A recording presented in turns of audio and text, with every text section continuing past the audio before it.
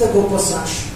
నీవు జాగ్రత్తగా వెతికితే, జాగ్రత్తగా ప్రభువుని ఆరాధిస్తే, జాగ్రత్తగా ప్రభువును వేడుకుంటే, జాగ్రత్తగా నీవు కనిపెడితే, జాగ్రత్తగా మెలకుగా ఉండి నీవు శ్రద్ధ పెట్టి భద్రత కలిగి జాగ్రత్త కలిగి ఆయన్ను మెలకువతో వెతికితే ఖచ్చితంగా నీవు ఆయన ఆశీర్వాదము కనుగొంటావు. హల్లెలూయా.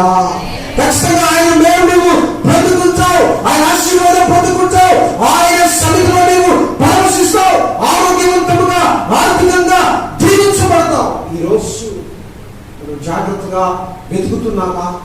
జాగ్రత్తగా దేవుని సన్నిధిలో కనిపెడతా ఉన్నామా? నీకు నాకు ఉన్న సమస్యలను బట్టి, నీకున్న ఇబ్బందులను బట్టి, నీకున్న ఇరుకులను బట్టి, నీకున్న శోధనను బట్టి, నీకున్నటువంటి భారమైనటువంటి ఆ కుటుంబ భారమును బట్టి అయా విడిపించు ప్రభువా, స్వస్థపరచు ప్రభువా, లేవనెత్తు ప్రభువా అని నీవు జాగ్రత్తగా వెతుకుతున్నావా?